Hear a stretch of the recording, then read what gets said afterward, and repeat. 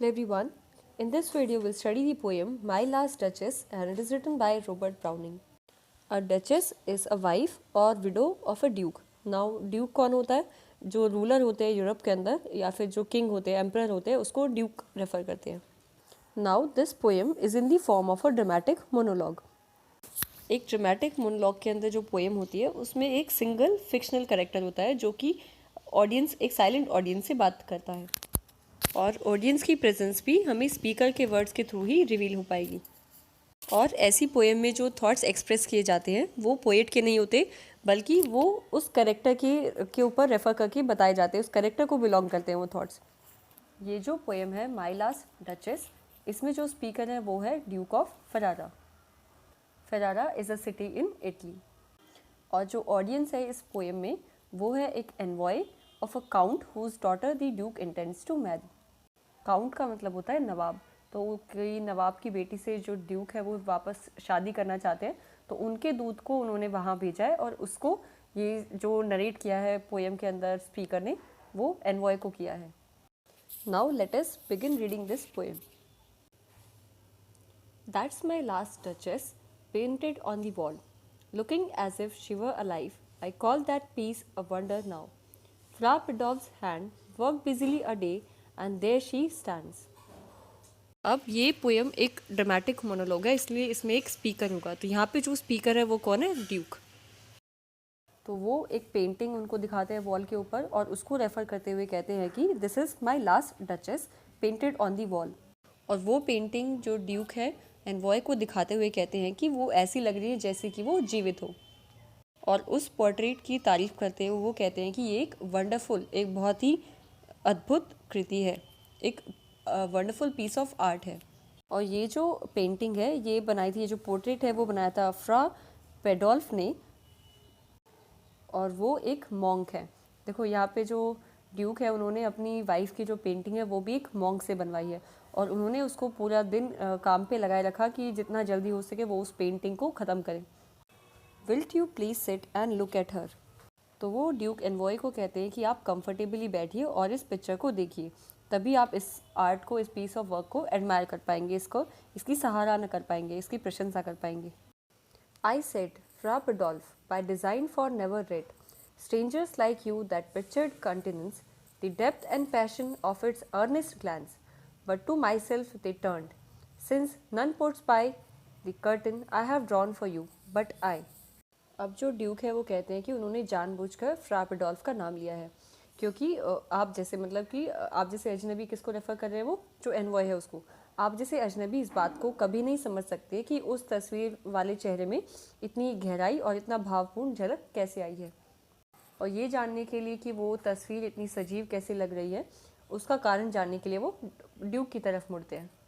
आगे वो ये भी उसे बताते हैं कि उस पर्दे को जो उस तस्वीर के आगे लगा हुआ है उनके अलावा उसको और कोई नहीं हटाता और ये उन्होंने सिर्फ एनवॉय के लिए हटाया है. स्पेशली वो मेंशन कर रहे हैं कि उन्होंने सिर्फ उनके लिए पर्दा हटाया है. अब जब उन्होंने उस कर्टन को ड्रॉ किया है तो जब उस तस्वीर को वो एनवॉय देखते हैं तो उन्हें ऐसा लगता है कि वो कुछ प्रश्न पूछना चाहते हैं क्योंकि वो उनकी तरफ वापस ड्यूक की तरफ देख रहे होते हैं.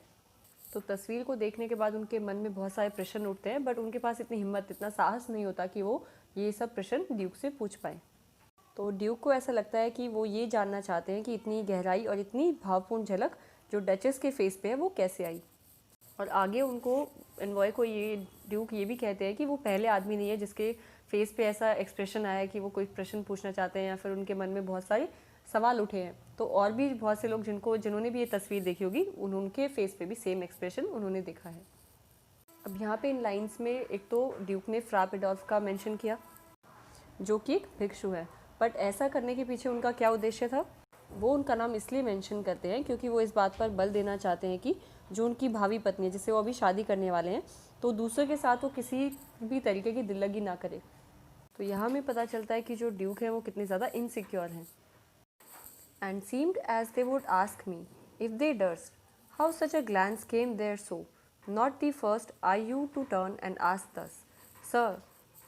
'Twas not her husband's presence only called that spot of joy into the duchess' cheek perhaps. I've already explained these lines. यहाँ पे डस्ट का मतलब होता है they do not have that courage to put up questions to the duke. अब यहाँ पे जो डचेस है उनकी पेंटिंग की तरफ, उनकी फेस की तरफ इशारा करते हुए कहते हैं कि इनके जो फेस पे वो जो जॉय है, इनकी चीज़ पे जो स्पॉट ऑफ जॉय है, वो सिर्फ उनके हस्बैंड की प्रेजेंस की वजह से नहीं है। Fra Pandolf chance to see her mantle laps over my lady's wrist too much, और paint must never hope to reproduce the faint half flush that dies along her throat. Such stuff was courtesy, she thought, and cause enough for calling up that spot of joy. She had a hurt, how shall I say, too soon made glad, too easily impressed, she liked whatever. तो यहाँ पे जो Duke है वो कह रहे हैं कि जो डचेस है वो कोई छोटी सी कैजुअल रिमार्क पे भी हंस पड़ती थी। उनके फेस पे जो जॉय है उसका शायद ये रीज़न हो सकता था कि जो मॉन्क जिसने पेंट की थी उनके पिक्चर, उन्होंने शायद डचेस को कहा होगा कि जो उनका जो क्लॉक है उनकी कलाई को कुछ ज़्यादा ही ढक रहा है, इसलिए शायद वो हंस पड़ी होंगी। या फिर फ्रा पेडोल्फ ने डचेस को ये कहा होगा कि उनकी जो सुंदरता, उनकी जो कोमल सुंदरता है, उसको वो वापस से कैप्चर नहीं कर पाएंगे। उनकी जो कला है इस चीज़ को वापस ऐसा ही दिखाने में सक्षम नहीं है, समर्थ नहीं है। तो उनके इस रिमार्क को डचेस को लगा कि उन्हें इसको इस कॉम्प्लीमेंट को रिस्पॉन्ड चेयरफुली करना चाहिए। और जो डचेस है उनके नेचर के बारे में ड्यूक कहते हैं कि वो बहुत ही सिंपल और इनोसेंट थी, क्योंकि वो लोगों की छोटी छोटी प्रशंसा या छोटी छोटी बातों से भी खुश होकर उसका जवाब प्रशंसा पूर्वक ही देती थी, और वो किसी भी साधारण बात से भी खुश हो जाती थी। अब यहाँ पे ये सोचना चाहिए कि ड्यूक ये सब एनवॉय को क्यों बता रहे हैं। यहाँ पे भी उनकी एक कैरेक्टरिस्टिक रिवील होती है। उनकी इन बातों से ये समझ आता है कि वो अपनी वाइफ है जो उनके इस बिहेवियर को बहुत ही अशोभनीय मानते थे, और उनके अगर थॉट्स जाने जाए तो उनके हिसाब से जो डचेस है उनको कोई भी मान मर्यादा का कोई ख्याल नहीं था। और एनवॉय को ये सब बातें बताकर ड्यूक ये उनको ये चीज़ समझाना चाहते हैं कि वो अपनी नई वाइफ से ज़्यादा सम्मानपूर्वक व्यवहार की आशा करते हैं। She looked on and her looks went everywhere. Sir, it was all one. My favor at her breast, the dropping of the daylight in the west, the bow of cherries some officious fool broke in the orchard for her, the white mule she rode with round the terrace. All and each would draw from her alike the approving speech, or blush at least. She thanked men good, but thanked. अब यहाँ पे Duke envoy को कहते हैं कि मैं आपसे ये बात कैसे कहूँ। जो डचेस का दिल था वो ऐसा था कि वो बहुत जल्दी प्रसन्न हो जाता था। उसका दिल ऐसा था जो बहुत आसानी से प्रभावित हो जाता था, बहुत आसानी से खुश हो जाता था। वह जो भी चीज़ें देखती थी उसे पसंद आ जाती थी, और उसकी नज़रें सभी जगह घूमती थी। आगे जो ड्यूक है उन्हें कुछ एग्जाम्पल्स देते हैं और बताते हैं कि ये जो सभी चीज़ें हैं वो डचेस के लिए समान थी। जैसे कि कोई आभूषण जो उन्होंने अपने गले में पहना हुआ हो, ये उनको ड्यूक ने गिफ्ट किया हो। उसके बाद पश्चिम में डूबता हुआ सूर्य, या फिर जो चेरी के फल होते हैं उसकी टहनी कोई मूर्ख आदमी अगर उनको टहनी वो तोड़ के लाकर दे दे वो, या फिर जिस सफ़ेद खच्चर या जिस सफ़ेद गधे पे बैठकर वो सवारी करती थी मैदान में, जिसके चक्कर लगाती थी, जिस पर बैठकर वो, ये सभी चीज़ें उनके लिए एक जैसी थी, एक सा उनको प्रसन्न करती थी। और इनमें से कोई भी चीज़, इनमें से कोई भी नहीं, इनमें से हर एक चीज़ उनसे तारीफ़ें सुन लेती थी, और या फिर अगर मान लो तारीफ़ भी उन्होंने नहीं की तो कम से कम एक मुस्कुराहट वो अपने चेहरे पर ले आती थी इनमें से कोई भी चीज़ देखकर। तो पहले जो ड्यूक है, जो डचेस है, उनकी मुस्कान के ऊपर या फिर उनका जो कैरेक्टर है उसके ऊपर कमेंट करते हैं। अब नेक्स्ट जो है वो उनके दिल का भी विश्लेषण करते हैं, उनके बताते हैं कि उनको क्या चीज़ें प्रश्न कर जाती है और उनका दिल भी कैसा है। ये बातें उन्होंने इन लाइन्स में कही है। वो उस एनवॉय को बताते हैं कि जो उनकी पहली डचेस हैं उनका जो स्वभाव है वो एकदम बच्चों के जैसा था, क्योंकि वो छोटी छोटी बातों पे खुश हो जाती है और वही उनके लिए बहुत ज़्यादा होती है, उनके लिए पर्याप्त होती है। तो यहाँ पे वो ये कहना चाहते हैं कि उन्हें इतनी भी नॉलेज नहीं है कि क्या चीज़ मूल्यवान है और क्या चीज़ मूल्यवान नहीं है। तो यहाँ पे हमें ये पता चलता है कि जो ड्यूक है वो बहुत ही सोललेस पर्सन है, मतलब कि एक आत्महीन व्यक्ति है, और वो जो है जो डचेस की इनर ब्यूटी है, उनकी सोल की ब्यूटी है, उसको वो पहचानने में असमर्थ है। Somehow I know not how, as if she ranked my gift of a 900-year-old name with anybody's gift, who stooped to blame this sort of trifling. Even had you skill in speech, which I have not, to make you will quite clear to such an one. अब यहाँ पे Duke कह रहे हैं कि ये अच्छी बात है कि वो लोगों को जो उनके उपहार मिलते हैं उनको लोगों से, उसके लिए वो उनको धन्यवाद करती थी, बट उनको ये चीज़ समझ नहीं आती कि वो दूसरों का जो गिफ्ट है उसको मेरे बराबर कैसे थैंकफुल हो सकती है वो।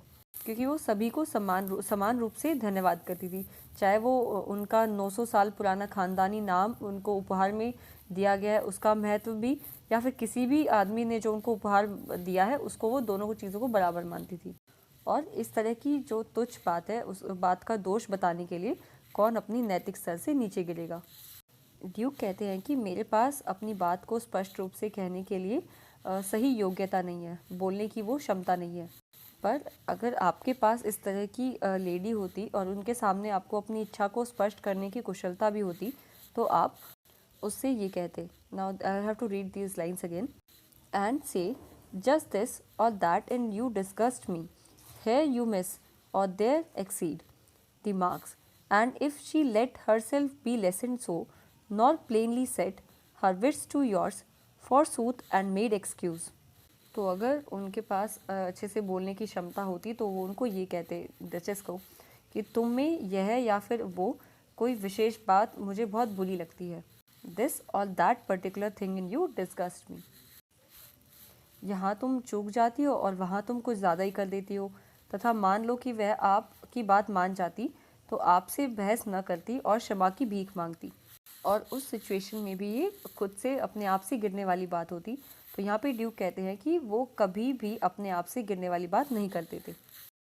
Even then would be some stooping, and I choose never to stoop. Oh, sir, she smiled, no doubt, whenever I passed her, but who passed without much the same smile? This grew, I gave commands. Then all smiles stopped together. There she stands as if alive. Wilt please you rise? We'll meet the company below then. अब यहाँ पे जो Duke है वो कहते हैं कि he never stoops, इसका मतलब है वो कभी भी नहीं झुकते। वो बहुत ज़्यादा अभिमानी और ईगो सेंट्रिक है। आगे ड्यूक कहते हैं कि इसमें कोई भी संदेह करने वाली बात नहीं है कि जब भी वो डचेस के पास से गुजरते थे तो वो हमेशा मुस्कुरा देती थी। बट फिर ड्यूक कहते हैं कि ऐसा कोई भी व्यक्ति नहीं था जो उनके सामने से गुजरता था और उनको स्माइल पास नहीं करती। और उसके बाद ड्यूक को लगा कि डचेस की ये आदत बहुत ज़्यादा बढ़ गई थी। फिर उन्होंने हुक्म दिया और उसके बाद उनकी सभी मुस्कानें एकदम समाप्त हो गई। It means that the duchess is no more. और अब वो वहाँ दीवार के ऊपर खड़ी है, मतलब कि उनकी जो पेंटिंग है वो दीवार के ऊपर है और ऐसा लग रहा है कि जैसे वो जीवित हो। अब यहाँ से हम ये समझ सकते हैं कि जो ड्यूक है he was a very jealous person, और वो ये चीज़ नहीं टॉलरेट करते थे कि उनकी वाइफ जो है बाकी लोगों की तरफ भी स्माइल करते, बाकी लोगों के लिए भी स्माइल करती है जैसे कि वो उनके लिए करती है।